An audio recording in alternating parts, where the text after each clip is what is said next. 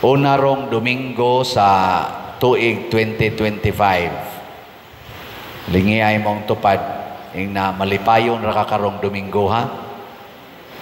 Na malipayon ka.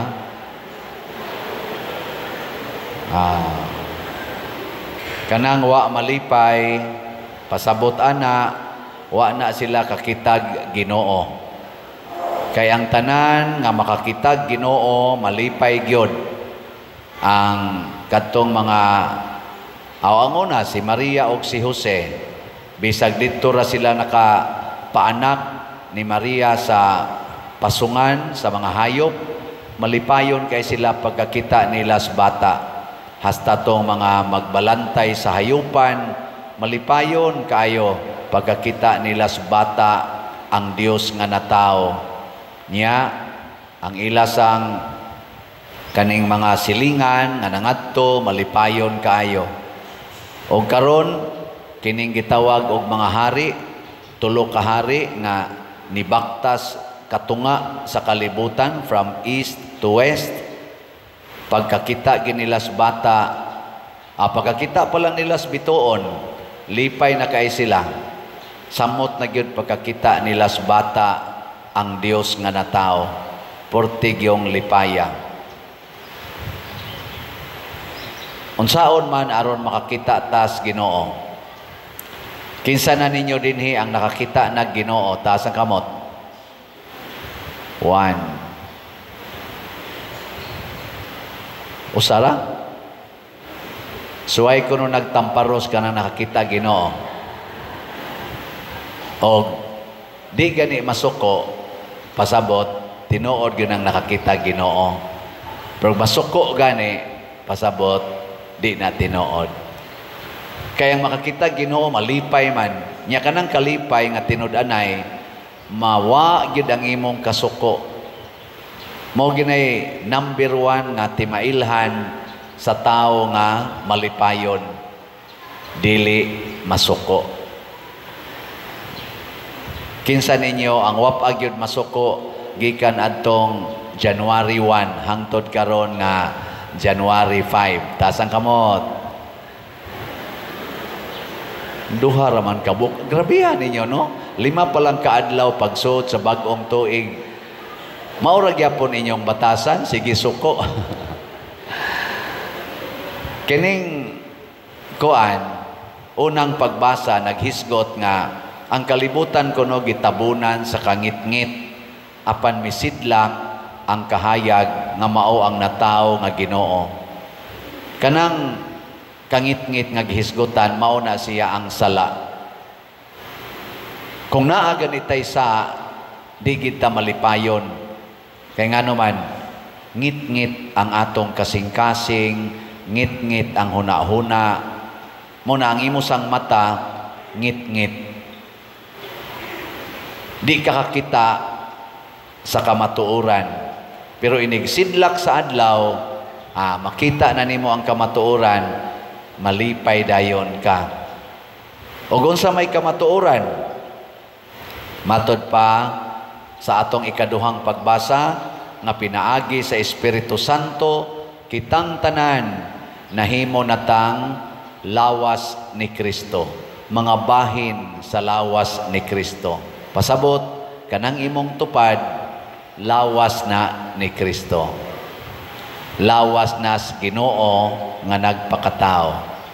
O niya, kung motuo ta na, unsa may mahitabo? Din aka masuko anang imong tupad. Ngano man? Kay lawas ko ng Kristo, imo din kasukan. Laing lingi sa imong tupad ko no be. Ingna nakabati naman kas gipasabot Padersiano. Mutuo ka nga lawas ko ni Kristo. Ina ka na. Ingna ba imong tupad ba? Na mutuo na ka, lawas kong Kristo. So maulan na atong magamit nga panghuna-huna, wa gid untay mag-away og dugay, way magdinumtanay, way magpinatyanay, way maggubat, no? Ana unta. Wa na untay pobre, wa na say dato, pulos unta ta dato.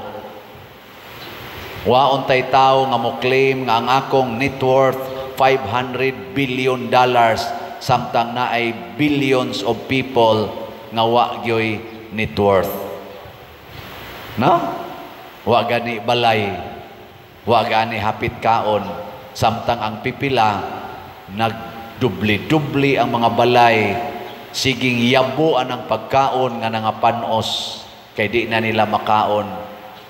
Luoy kayo. O kung sa may atong gamiton mga igsoon, matod pa diri sa atong isa in English, kaning tulo ka hari gitawag ni sila og wise men. Kinsa gitoy nga aning atong tulo ka hari? Sa to? Melchor, Baltasar, si Gaspar. Hay may Melchor ana. Hay may Baltasar, hay may Gaspar. Bahala na diya, no? Basta ila-ilaha lang yan yung humas misa. Hay may Gaspar ato. Ang ni-offer o gold, ni-offer o insinso, or ni-offer o mira. Hay may tinuod atong Gaspar, hay may Baltasar, hay may Melchor. Ana, no? Kamo nila ila-ila, ana. Basta ang importante, gitawag sila mga taong maalamon, wise men. Unsay kalainan sa wisdom o knowledge? Unsay kalainan? Tutukan man ko ninyo. Ang wisdom, produkto na siya sa pagtuo. Ang knowledge, produkto sa rason. Wisdom is product of faith and knowledge is product of reason. Ya, matod pa sa philosophy, without faith, reason is blurred.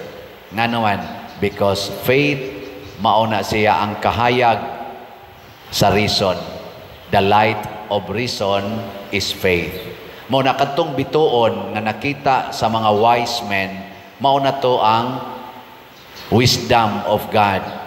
Gidanagan ang ilang knowledge kay maalamon man sila aning mga bituon, scientific knowledge man na, gitrawag na natong astrology, astronomy, study of astrology, study of saan ang astral. Ano? Unsa mo na astral? Ambot, unsa na? Mga bituon. Mo na astrologers. Pero ang ilang knowledge dili makaabot sa wisdom kung wa tong bituon. Pagsidlak sa bituon, ingon day sila ni ana ang hari sa mga Hudiyo. Nakakita sila. Bisag layo kay sila, gisuyop sila ngadto padong sa nahimutangan sa natao nga bata. O kung sa may nahitabo, nakita nila ang Ginoo because of the guiding star, ang wisdom. O kung sa may wisdom sa ato karong panahon, ang pulong sa Ginoo. Kay ang pulong sa Ginoo, mao may nagpakatao. Di ta kakita sa natao nga Ginoo kung mosupak ta sa pulong sa Ginoo. Pananglitan, kanang imong bana hubog kaayo pag uli sa inyo. Nya ikaw, imong rason, maglakot yung ka nang magsigi siya hubog-hubog, kay basig masakit o niya, mahurot pang kwarta, peligro pag makakitag away. Diba? Rason man na nato, no? Reason. Sakto ba na? Dili. Kusga.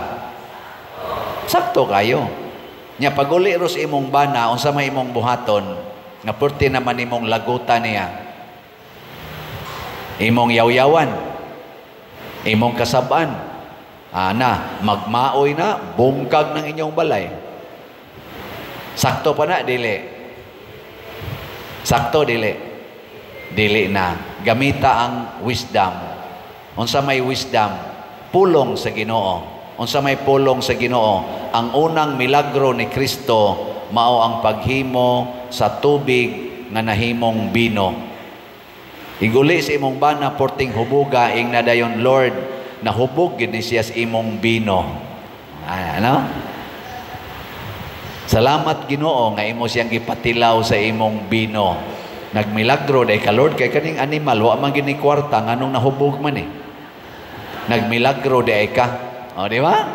O ana, nya unsa may imong buhaton nagimilagruhan man as Ginoo? Imong kasaban? Dili. Imo day siyang doolon, congratulations, siya ngano manday. Gimilagruhan jud kas Ginoo kay wa gud tay kwarta nganong nahubog man kang buanga ka. Bitaw day, so si kuan ba si ato man gud si kuan dugay mi wa magkita, kita man mi didto. Sa gibangkahan noon ko sa animal noon, nahubog noon ko. Sama o dito gipadas Ginoo para milagruhan ka. Sige, manood na ta diri kay patyon ta na kang animala ka. Ana, nya unsa man ang pagpatay? Patyo nimo sa imong paghigugma ang iyang kahubog. Imo din siyang higugmaon, imo siyang tabangan, paimno nimo siyang tubig init. Ikaw man ato, tuog na to, hagok ra. Ugma, huwasa na to, inom na sad, ano? Sana na sad, gimilagruhan na sad. Di juga masuko. Nyawa naman mo'y kwarta. Kaya iya masang ibawas mo sa siyang bangka, ang iyang sweldo, iya masang ibangka dito. Masuko ka. Asa naman, wa man tayo bugas. Nya maingon day mong banap, nga day, kita na sa miniko, bawas manoong kong bangka, no? Naikog sa kwatong iyang gibuhat na kusuna. Nya masuko ka, wa na mo'y bugas. Ayaw, gamita ang pulong sa Ginoo nga nag-ingon, bulahan kamong mga kabos. Nya napagipulong sa Ginoo nga nag-ingon, ang tao dili mabuhi sa paan lamang kundili sa matag pulong gikan sa baba sa Dios. Ay kaugma sa imong bana, ingon day gutuma sukad na taday. Wa gyud masukad dong kay kana ganing wa man tay napalit nga bugas. Amo ba siya adi amay Biblia dong ato laning kanon mo ni atong pamahaw kay nag-ingon man ang Ginoo nga ang tao dili mabuhi sa pulong lamang sa paan lamang kundi sa pulong sa Dios. Ang imong bana mapugos og paminaw kay wa may kaon. Sus mo may imong nabasahan ang Ephesians chapter 3, walay mga palahubog nga makasulod sa gingharian sa langit. Walay mga palahubog nga makasulod sa gingharian sa langit. So imong hala. Sugod ato din agi siya maghubog-hubog, pirmi namong naay pagkaon, pirmi namong malipayon. Di ba? Tungod sa pulong sa Ginoo. Nya gusto mo maminaw pag yung laing pulong sa Ginoo. Moingon din ang Ginoo, og dili mo mopalit og slat. Adto gimos impierno padong. Kay ang gugma ninyo sa inyong kwarta mao nay tuburan sa tanang mga yawa. Muna iguman karon, igumas misab, ipalit day ninyo og slatanan. Salamat sa namalit og slat ha, di na gyud mo maimpierno. Ang atong SBF DAG para sa atong kumbinto na natay halin nga 47,640 ka slots. Pero naapay 12,360 ka slots nga available tag 500 pesos per slot. Nanangutanan ako, Pader, kanusa man ang mahuman og bayad o palit ang SBF DAG? Nako, kung mo palit ka. Siya, dugay naman kong pinalit. Nako, last week, nipalit ka. Siya, wa. Nako, last month, siya, wa. Kanusa man ka nipalit? Last year. Ayaw na. Palit ka na simana, hurot na yun. Pila na lang ko ng 12,000. Kajutin lang ana. Yan, napagitay challenge, 16 slot challenge, tag 8,000. Hala, baghua inyong challenge. Kamong nakapalit aning SBF DAG last year, isipan na to, ngawa na to. Sugod na sad mo karon, bag-o na sang commitment to buy. Mausan na akong commitment. Ang atong 16 slot challenge, tag 8,000, 360 na ang 68 na ang atong nadawat. Ang atong Santo Niño's Healing Gifts is in HG para ni sa ato karong Santo Niño nga festival. Kotobra ni sa February 1 ang atong pagbaligya ani. Ang atong halin niabot nag 12,284 na pay 27,716 ka slots nga tag 100 pesos per slot. Daghani o jutay? Jutay raw eh. Nya napagyoy 25 slot challenge nga tag 2,500 per challenge. 185 na ang atong nadawat. Tag 100 ragod ni 27,716. Nya pila na roy atong subscriber sa YouTube. Kaning atong YouTube channel nga Patriciano Ubod. Pila na? Tanawa. 214,000. Og mopalit lang ning tanang bisag katunga lang anang 214,000 mopalit og tag 1 slot sa Santo Niño's Healing Gifts gikan karon hangtod sa January 15. Ini ka January 15. Pila na atong halin? Moabot na ni og pila katunga sa 214? 107 ka slots. Nya 27,000 ragod ni. Ya 107 atong mahalin. Bisan pag mupalit og madre ang pare, oy pwede pa. Di ba? Mo nay wisdom.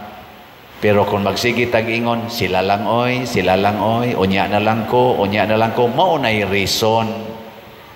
Unsa may gustos Ginoo, do what you can do today, do not put on tomorrow what you can do today. Buhata dayon unsa imong mabuhat karon, ayaw na huwata ang ugma, kay basin ang ugma dili na moabot nimo. Lingi ay mong tupad ing na maugmaan pa ka nga ba na siguro ka maugmaan pa ka nya kung di na ka siguro hala palit na